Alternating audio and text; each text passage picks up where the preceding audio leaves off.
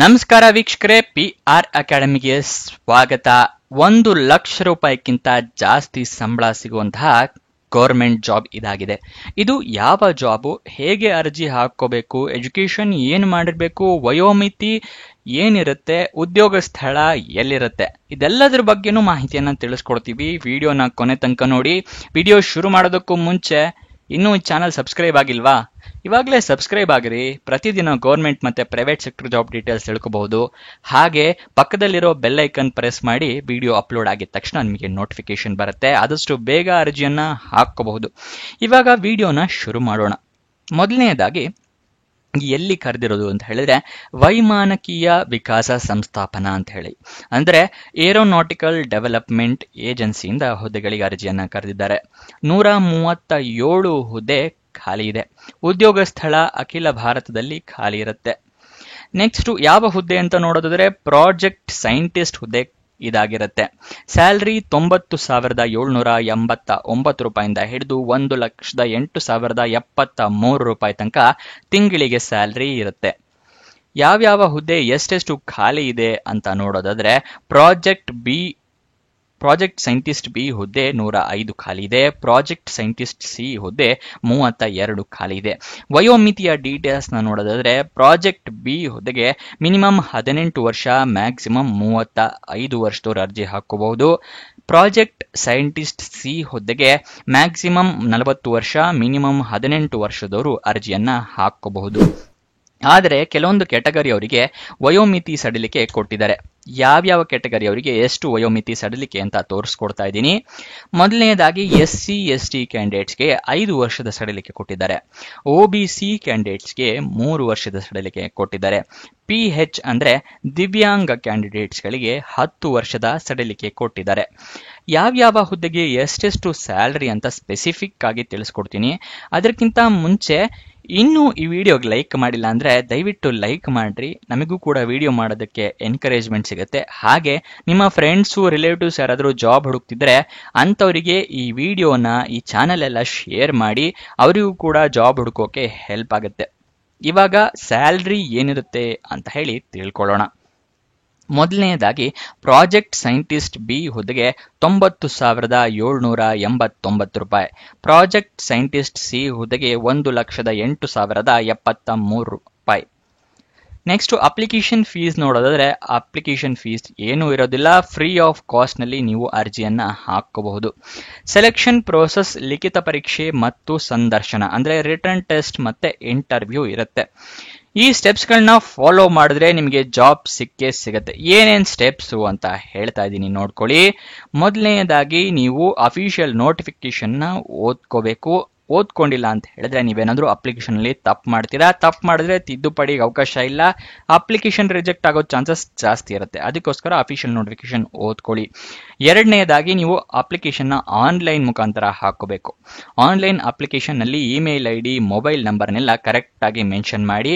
ಯಾಕೆ ಅಂತ ಹೇಳಿದ್ರೆ ನಿಮಗೆ SMS ಮೂಲಕ ಅಥವಾ ಇಮೇಲ್ ಮೂಲಕ ಜಾಬ್ ಸಿಕ್ಕರೆ ಕನ್ಫರ್ಮ್ ಮಾಡ್ತಾರೆ. ಅದಕ್ಕೋಸ್ಕರ.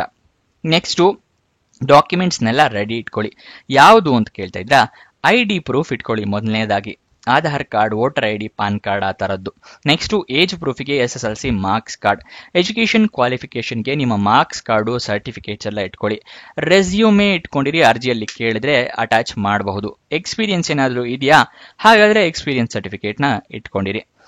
ನೆಕ್ಸ್ಟ್ ನೀವು ಅಪ್ಲಿಕೇಶನ್ ಫಾರಮ್ ಅಲ್ಲಿ ಫಿಲ್ಅಪ್ ಮಾಡ್ತಾ ಡಾಕ್ಯುಮೆಂಟ್ಸ್ ಇಟ್ಕೊಳ್ಳಿ ಅಂತ ಹೇಳಿದ್ನಲ್ಲ, ಇದನ್ನೆಲ್ಲ ಸ್ಕ್ಯಾನರ್ಡ್ ಕಾಪೀಸ್ ಇಟ್ಕೋಬೇಕು. ನೀವು ಪ್ರಿಂಟ್ ಔಟ್ ತಗೊಂಡು ಇಟ್ಕೊಂಡ್ರೆ ಉಪಯೋಗ ಆಗೋದಿಲ್ಲ.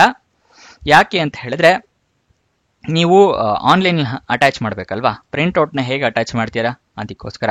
ಮೊಬೈಲ್ ನಲ್ಲಿ ಹಾಕ್ತಾ ಇದ್ದೀರಾ ಅಂತ ಹೇಳಿದ್ರೆ ನೀವು ಸ್ಕ್ಯಾನರ್ಡ್ ಕಾಪೀಸ್ ಅಂದ್ರೆ ಮೊಬೈಲ್ ನಲ್ಲಿ ಫೋಟೋ ತೆಗೆದಿಟ್ಕೋಬಹುದು. ಗೊತ್ತಾಯ್ತಲ್ವಾ? ಇಲ್ಲ ಡಾಕ್ಯುಮೆಂಟ್ಸ್ ಸರ್ಟಿಫಿಕೇಟ್ದು. ಅದೇನಾದ್ರೂ ಕಂಪ್ಯೂಟರ್ ನಲ್ಲಿ ಹಾಕ್ತಾ ಇದ್ರೆ ಅಂದ್ರೆ ಸ್ಕ್ಯಾನರ್ಡ್ ಕಾಪೀಸ್ ಇಟ್ಕೊಳ್ಳಿ. ನಿಮ್ಮ ರೀಸೆಂಟ್ ಪಾಸ್ಪೋರ್ಟ್ ಸೈಜ್ ಫೋಟೋಗ್ರಾಫ್ ಇಟ್ಕೊಳ್ಳಿ. ನೀವು ಅಪ್ಲಿಕೇಶನ್ ಅಲ್ಲಿ ಕೇಳಿದ್ರೆ ಅಟ್ಯಾಚ್ ಮಾಡಬಹುದು. ನೆಕ್ಸ್ಟ್ ಅಪ್ಲಿಕೇಶನ್ ಆನ್ಲೈನ್ ಮುಖಾಂತರ ಹಾಕೋಬೇಕು ಅಂತ ಏನೋ ಹೇಳಿದೆ ಅಲ್ವಾ. ಆದ್ರೆ ಅಪ್ಲಿಕೇಶನ್ ಲಿಂಕ್ ಎಲ್ಲಿದೆ ಅಂತ ಕೇಳಿದ್ರೆ ನಾನು ನಿಮಗೆ ಸ್ಕ್ರೀನ್ ಮೇಲೆ ತೋರಿಸ್ತಾ ಇದ್ದೀನಿ. ಇದು ಅಪ್ಲಿಕೇಶನ್ ಲಿಂಕ್ ಆಗಿರುತ್ತೆ. ಇದು ಎಲ್ಲಿ ಸಿಗುತ್ತೆ ಅಂತ ಹೇಳಿದ್ರೆ ವಾಟ್ಸ್ಆಪ್ ಚಾನೆಲ್ ನಲ್ಲಿ ಕೊಟ್ಟಿದ್ದೀನಿ. ವಾಟ್ಸ್ಆಪ್ ಚಾನಲ್ ಲಿಂಕು ಡಿಸ್ಕ್ರಿಪ್ಷನ್ ಅಲ್ಲಿ ಇದೆ. ಅಲ್ಲಿಂದ ಕ್ಲಿಕ್ ಮಾಡಿ ವಾಟ್ಸ್ಆಪ್ ಚಾನೆಲ್ ನ ಜಾಯಿನ್ ಆಗಿ ಅಪ್ಲಿಕೇಶನ್ ಲಿಂಕ್ ನ ಪಡ್ಕೋಬಹುದು. ನೀವು ಪ್ರತಿಯೊಂದು ಜಾಬಿಗೂ ಅಲ್ಲೇ ಅಪ್ಲಿಕೇಶನ್ ಲಿಂಕ್ ಕೊಟ್ಟಿರ್ತೀವಿ. ಗೊತ್ತಾಯ್ತಲ್ವಾ? ನೆಕ್ಸ್ಟ್ ಅಪ್ಲಿಕೇಶನ್ ಫೀಸ್ ಏನು ಇರೋದಿಲ್ಲ, ಮುಂಚೆನೆ ತಿಳಿಸಿದ ಹಾಗೆ. ನೆಕ್ಸ್ಟ್ ಅಪ್ಲಿಕೇಶನ್ ಎಲ್ಲ ಫಿಲಪ್ ಆದ್ಮೇಲೆ ಸಬ್ಮಿಟ್ ಬಟನ್ ಕ್ಲಿಕ್ ಮಾಡ್ತೀರಲ್ಲ, ಕ್ಲಿಕ್ ಮಾಡಿದ ನಂತರ ಅಪ್ಲಿಕೇಶನ್ ನಂಬರು, ರಿಕ್ವೆಸ್ಟ್ ನಂಬರು ಅಥವಾ ಏನಾದ್ರು ತೋರಿಸಿದ್ರೆ ಆ ನಂಬರ್ನ ಬರೆದಿಟ್ಕೊಳ್ಳಿ ಅಥವಾ ಫೋಟೋ ತಗೊಂಡು ಇಟ್ಕೊಳ್ಳಿ, ನಿಮ್ಮ ಫ್ಯೂಚರ್ ರೆಫರೆನ್ಸ್ಗೆ ಬೇಕಾಗತ್ತೆ. ನೆಕ್ಸ್ಟ್ ಉದ್ಯೋಗ ಸ್ಥಳ, ಅವಾಗಲೇ ಅಖಿಲ ಭಾರತ ಅನ್ನಲ್ಲ, ಅದನ್ನೇ ಹೇಳಿದಾರೆ ನೋಡಿ ಇಲ್ಲಿ. Anywhere the liability to serve anywhere in India including remote ಅಂತ ಹೇಳಿದ್ರೆ ನೀವು ಭಾರತದಲ್ಲಿ ಎಲ್ಲೇ ಆದ್ರೂ ಸರ್ವ್ ಮಾಡೋದಕ್ಕೆ ರೆಡಿ ಇರಬೇಕಾಗತ್ತೆ. ವರ್ಕ್ ಫ್ರಮ್ ಹೋಮ್ ಜಾಬ್ ಕೂಡ ಇರ್ಬೋದು ಅಥವಾ ಫೀಲ್ಡ್ ಏರಿಯಾ ಲೊಕೇಶನ್ಸ್ ಅಂದ್ರೆ ಆಫೀಸಲ್ಲೂ ಕೂಡ ವರ್ಕ್ ಮಾಡುವಂತಹ ಪರಿಸ್ಥಿತಿ ಬರ್ಬೋದು. ಎರಡರಲ್ಲಿ ಎಲ್ಲದಕ್ಕೂ ರೆಡಿ ಇರಬೇಕು ಅಂತ ಹೇಳಿ ತಿಳಿಸ್ಕೊಟ್ಟಿದ್ದಾರೆ. ನೆಕ್ಸ್ಟ್ ಅಪ್ಲಿಕೇಶನ್ ಓಪನ್ ಆಗಿದ್ದ ದಿನಾಂಕ ನೋಡೋದಾದ್ರೆ 17 ಮಾರ್ಚ್ 2025, ಕೊನೆಯ ದಿನಾಂಕ 20 ಏಪ್ರಿಲ್ 2025. ಅಷ್ಟರ ಒಳಗಡೆ ನೀವು ಅರ್ಜಿಯನ್ನ ಹಾಕೋಬೇಕು. ನೆಕ್ಸ್ಟ್ ಅಫಿಷಿಯಲ್ ನೋಟಿಫಿಕೇಶನ್ ಓದ್ಕೋಬೇಕು ಅಂತ ಅವಾಗಲೇ ಹೇಳಿದೆ. ಅದು ಎಲ್ಲಿ ಸಿಗುತ್ತೆ ಅಂತ ಹೇಳಿದ್ರೆ ಡಿಸ್ಕ್ರಿಪ್ಷನ್ ಅಲ್ಲಿ ಟೆಲಿಗ್ರಾಮ್ ಚಾನೆಲ್ ನ ಲಿಂಕ್ ಕೊಟ್ಟಿದ್ದೀನಿ, ಅಲ್ಲಿಂದ ಕ್ಲಿಕ್ ಮಾಡಿ ಟೆಲಿಗ್ರಾಮ್ ಚಾನೆಲ್ ನ ಜಾಯಿನ್ ಆಗಿ ಅಫಿಷಿಯಲ್ ನೋಟಿಫಿಕೇಶನ್ ನ ಡೌನ್ಲೋಡ್ ಮಾಡ್ಕೋಬಹುದು. ಶಾರ್ಟ್ ನೋಟಿಫಿಕೇಶನ್ ಕೂಡ ಕೊಟ್ಟಿದ್ದಾರೆ, ಅದನ್ನು ಡೌನ್ಲೋಡ್ ಮಾಡ್ಕೋಬಹುದು, ಟೆಲಿಗ್ರಾಮ್ ನಲ್ಲೇ ಕೊಟ್ಟಿದ್ದೀನಿ. ನೆಕ್ಸ್ಟ್ ಅಫಿಷಿಯಲ್ ವೆಬ್ಸೈಟ್ ಅಡ್ರೆಸ್ ಕೊಡಿ, ನಾವು ಜಾಬ್ ಡೀಟೇಲ್ಸ್ ನ ಗೂಗಲ್ ನಲ್ಲಿ ಸರ್ಚ್ ಮಾಡಿ ಅಲ್ಲಿಂದಾನೇ ತಿಳ್ಕೊತೀವಿ ಅಂದ್ರೆ ಅದನ್ನು ಕೂಡ ಮಾಡಬಹುದು. ಅದನ್ನ ಸ್ಕ್ರೀನ್ ಮೇಲೆ ತೋರಿಸ್ತಾ ಇದ್ದೀನಿ ನೋಡಿ, ada.gov.in ಇದು ಅಫಿಷಿಯಲ್ ವೆಬ್ಸೈಟ್ ನ ಅಡ್ರೆಸ್, ಅಲ್ಲಿಂದ ಕೂಡ ನೀವು ಜಾಬ್ ಡೀಟೇಲ್ಸ್ ತಿಳ್ಕೋಬಹುದು. ನೆಕ್ಸ್ಟ್ ನಿಮಗೆ ಎಲಿಜಿಬಿಲಿಟಿ ಡೀಟೇಲ್ಸ್ ಅಂತ ಹೇಳಿದ್ರೆ ಎಜುಕೇಶನ್ ಕ್ವಾಲಿಫಿಕೇಶನ್ ಏನ್ ಮಾಡಿರಬೇಕು ಅನ್ನೋದು ನಾನು ತಿಳಿಸ್ಕೊಡ್ತಾ ಇದ್ದೀನಿ. ಡಿಗ್ರಿ ಕಂಪ್ಲೀಟ್ ಮಾಡಿರಬೇಕು, BE ಅಥವಾ BTech. ಇದಿಷ್ಟು ಎಜುಕೇಶನ್ ಕ್ವಾಲಿಫಿಕೇಶನ್ ನ ವಿವರ. ಏನಾದರೂ ಡೌಟ್ಸ್ ಅಥವಾ ಕ್ವಶನ್ಸ್ ಇದೆ ಅಂತ ಹೇಳಿದ್ರೆ ಕಮೆಂಟ್ ಬಾಕ್ಸ್ ನಲ್ಲಿ ಕಮೆಂಟ್ ಮಾಡಿ, ನಾವು ಉತ್ತರ ಕೊಡೋದಕ್ಕೆ ಪ್ರಯತ್ನ ಮಾಡ್ತೀವಿ. ಹಾಗೆ ನೀವೇನಾದ್ರೂ ಇನ್ಸ್ಟಾಗ್ರಾಮ್ ಯೂಸರ್ ಆಗಿ ನಮ್ಮ ಇನ್ಸ್ಟಾಗ್ರಾಮ್ ಫಾಲೋ ಮಾಡಿಲ್ಲ ಅಂತ ಹೇಳಿದ್ರೆ ಡಿಸ್ಕ್ರಿಪ್ಷನ್ ನಲ್ಲಿ ಇನ್ಸ್ಟಾಗ್ರಾಮ್ ಲಿಂಕ್ ಇದೆ, ಅಲ್ಲಿಂದ ಕ್ಲಿಕ್ ಮಾಡಿ ಇನ್ಸ್ಟಾಗ್ರಾಮ್ ಕೂಡ ಫಾಲೋ ಮಾಡಿ, ಅಲ್ಲಿಂದನೂ ಜಾಬ್ ಡೀಟೇಲ್ಸ್, ಜಾಬ್ ಅಪ್ಡೇಟ್ಸ್ ಎಲ್ಲ ಪಡ್ಕೋಬಹುದು. ಹಾಗೆ ನಿಮ್ಮ ಫ್ರೆಂಡ್ಸಿಗೂ ಕೂಡ ಅಲ್ಲಿಂದಾನೇ ಶೇರ್ ಕೂಡ ಮಾಡಬಹುದು.